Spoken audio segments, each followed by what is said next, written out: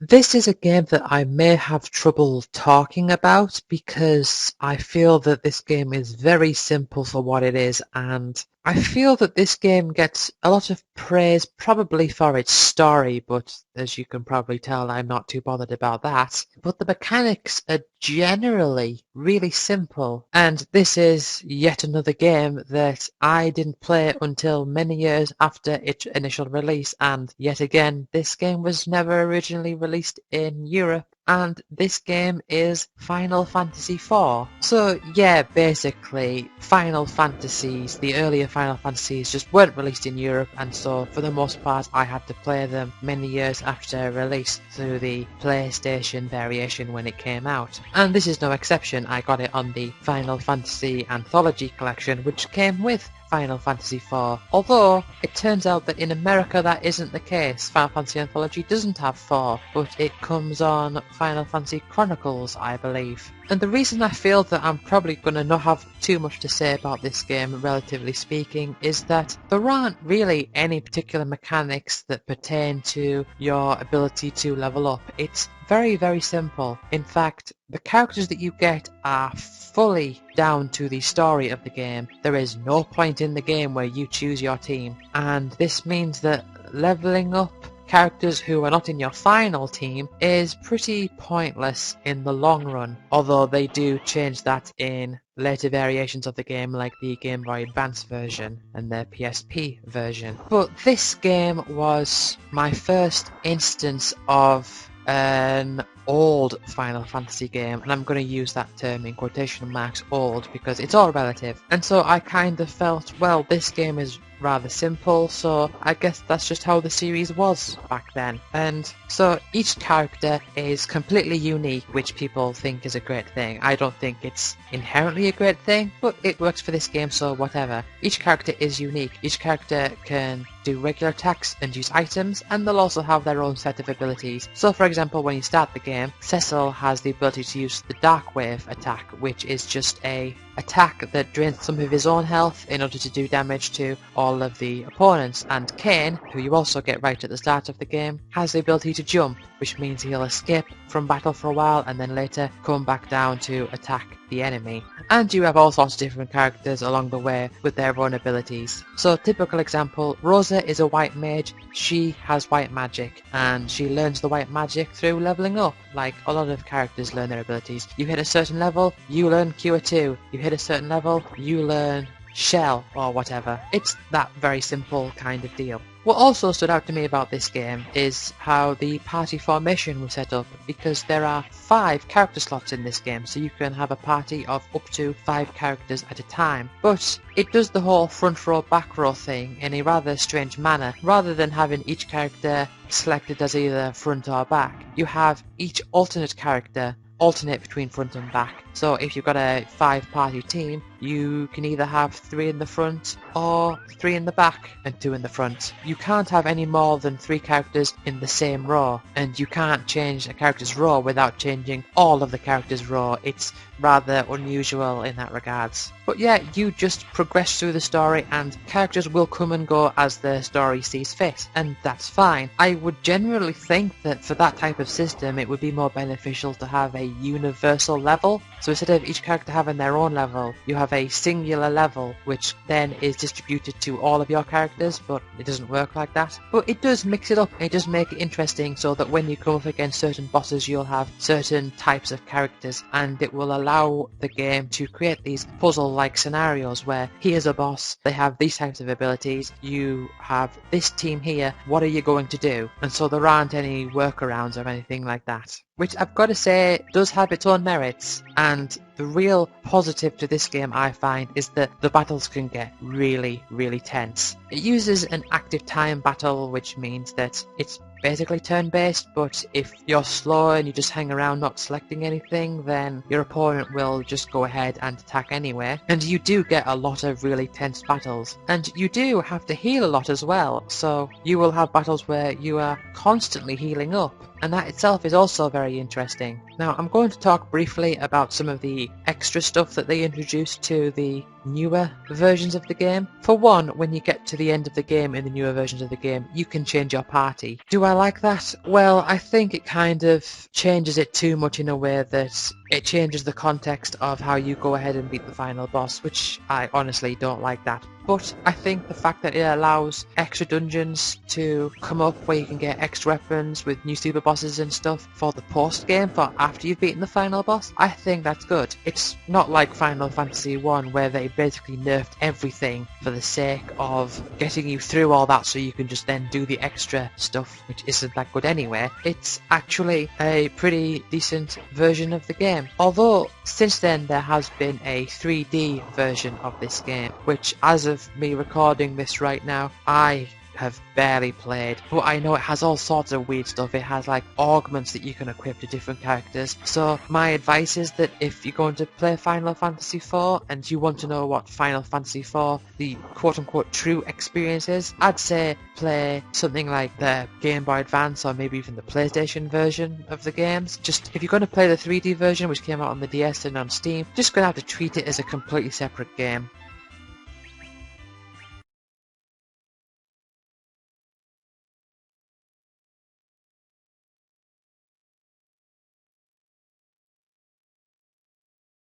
There was one summer where I just spent so much time playing this game, and I don't remember exactly what summer it would have been. It may have been around 2002, 2003 maybe 2004, I don't know, but it was around that time one summer where I got this game and I just played it absolutely loads. And I was introduced to this series through Bridge, my friend Bridge, and he was introduced to it through his friend Eddie, and I remember talking to Eddie about this series every so often, talking about specifics. But I saw one game in the series through Bridge, and I just thought, oh, this is interesting, I suppose. And then I saw another game in the series, and I thought, yeah, this looks pretty good. And then that was the one that I got, and I went home, and like I said, I just played it endlessly. And this game is Dynasty Warriors 3. This is my first Dynasty Warriors game, and I've talked about Dynasty Warriors and Warriors overall, but I don't need to explain again how the core concepts of Dynasty Warriors games work, but I shall explain how this one stands out to me. Well, a lot of it is nostalgia in that, well, first of all, I know I always say that nostalgia is not a good reason to say that a game is good, but nostalgia is still nice to have, so I'm just going to say that I do have nice nostalgia with this game. But also, what I really liked about this game was that I was into RPGs at this point, so I really did like the whole leveling up thing, and that's the thing that really has stuck with me throughout Dynasty Warriors and all of these Warriors games as a whole over the years. Dynasty Warriors 3 has a particular sort of system where instead of getting experience and leveling up, you collect stat boosts, and this was common for the early Dynasty Warriors games. So for example, a guard captain would always drop defense +1 or something like that. But if you defeat the enemy officers, you'll get attack or strength +1, 2, 4 or 8 depending on the difficulty. And you can also find things like max health boosts around the different levels. Now this game with its weapons and items and stuff was more based on a sort of compare and discard system. So the items would be universal. That means that if you collect an item, then that item is there for you to use with any character, and most of the items just increase the stat. So you might have something that increases strength by 5 points, but that particular item isn't strictly 5 points, it's just the one that you found was 5 points. So you may later on find one that is strength +6 points, and if you do that, then the one that is strength +5 points will be discarded. I was going to say disregarded, but no, discarded. Although if you find one that is lower, I suppose that is both discarded and disregarded. So if you then find one that's strength +1, it's not as good as the strength +6 that you've got, so it'll just get rid of it. And the way that you find the higher versions of these different items is through different variables such as the difficulty setting and the level and just luck, I guess. But there are also special items as well that don't necessarily have a sort of hierarchy to them. They just are a thing that you collect once and then you have it. And these always have a specific way of getting them, such as the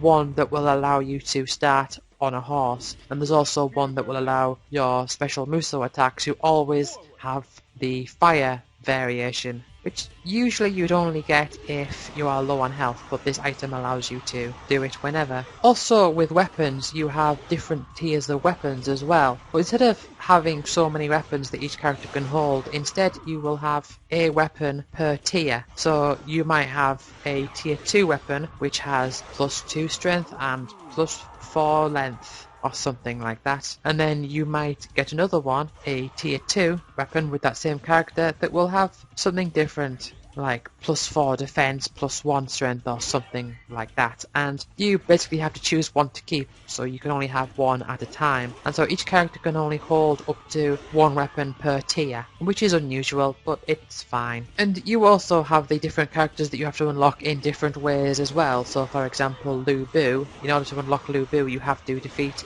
1,000 enemies on a single playthrough of the Hu Lao Gate level. And a lot of the characters you unlock by completing the Muso modes with the different characters. And the Muso mode is basically like a single story of a particular character, whereas in later games I tended to lessen the degree of story modes by just making it about an entire allied force rather than individual characters, but this time it's about the individual characters. So you'll have to play through it once as Gan Ning, and you'll have to play it through once as Zhou Yu, and you have to play it once as Sun Shan Xiang, and all that. But only the characters that are of an allied force. And I just played this game for ages. I absolutely loved it. I had such a great time with it. And I know that people will say that like it's a dumb game, all you have to do is mash X and all that, or square or whatever controller you're using. It's not strictly true. It's a lot more to do with the leveling system, and generally I find this game and just Warriors games in general to be more of that relaxing type where you don't have to think so much about your combat abilities, but there is still an element of underlying strategy to your playthrough of the entire game where it's not dumb really, but it is relaxing, and I really liked it.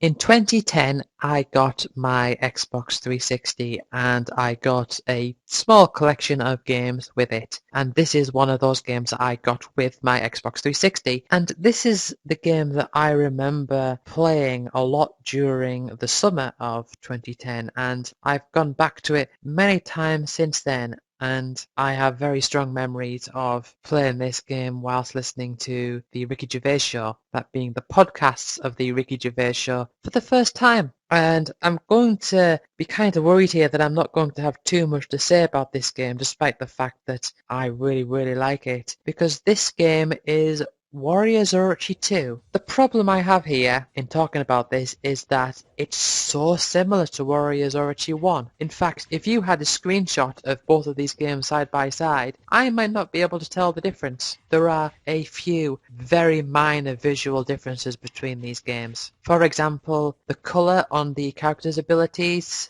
look slightly different. It has a slight different gradient to it, and also your characters that are in reserve, when their Muso bar is full, it flashes, whereas in the first game it doesn't. So visually speaking, very minor differences, and I would be completely understanding if people can't tell the difference. But I really feel that this game added just enough to it that things were made just a little bit more user-friendly, and there was enough features added and enough of the stuff that I didn't really like so much taken away that I really have to rank this game quite a few spaces above the first game. In terms of the user-friendliness, what we're talking about here is things such as the Muso bar flashing when a Muso bar is full and on a character in reserve, because you're waiting for it to fill up. And even minor things like being able to switch characters whilst on a horse. Just little things like that to make it that bit more user-friendly. Now, of course, they do have different levels. It's not the exact same game. They do have different levels, and they do have some different characters as well.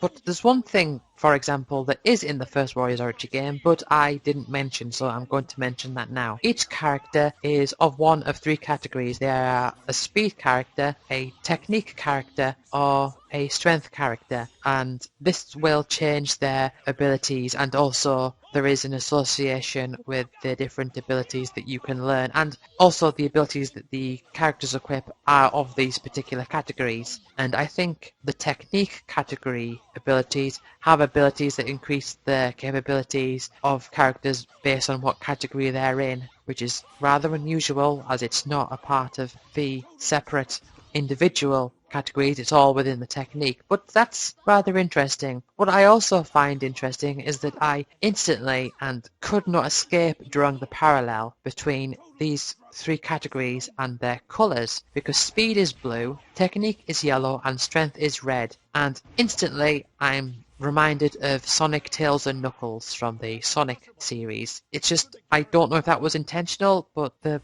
colours line up so much and the styles line up so much. But I'm going to talk about the few extra features that they added and the things that they did that I think put this game above the first game. First of all, they got rid of the X levels, which I think is great because I never really liked the fiddly nature of trying to unlock them and do specific things within them. And so you have the 4 different story modes: Wu Wei Shu. Actually, there's 5. There's Wu Wei Shu, the Samurai Warrior story, and the Orochi story. And each of these have a set of levels. And what's great is that this game keeps track of everything. So in order to get 100% completion, you have to complete every level on every difficulty. So you have to beat this level on easy and normal and hard and chaos, and the next level on easy and normal and hard and chaos, and so on and so forth. And I really like that. 2 extra features that this game has that I really do appreciate is, first of all, the Dream mode. Now, the Dream mode is a set of levels, each with their own variation of easy, normal, hard and chaos difficulty settings. And again, in order to 100% it, you have to complete all of these Dream mode levels on all of those different difficulty settings. But also, each Dream mode level has a specific team of 3 characters associated to it. So if you wanted to get 100%, you can't just decide on a small selection of characters and then use those characters to get through the entire game and leave all the rest of them at level 1. You have to make sure that you are up to scratch with all of your characters, and that adds an element of strategy with how you're going to distribute the growth points. Because again, there's going to be characters that you're not going to like as much, such as for me, Gracia. I don't know how you pronounce her name, but I hate Gracia. I think she's horrible. I think she's the worst character in the game. But another thing that I really like is that they add this extra layer onto the weapon system as well. Because like with the first one, each weapon can hold up to 8 different effects, and you can upgrade them by fusing them together with the growth points and transferring these different effects. So you can have like a fire level 3 on this one and move a fire level 2 from this other one to make it a fire level 5, and it costs growth points to do all that. But this time, on top of all that, each weapon can hold up to 3 different unique abilities, and these are separate from the effect. And in order to gain access to the abilities, you have to find a set amount of treasure. So throughout the game, there's this list of treasure, and it checks them off once you've found them. Each ability requires that you have found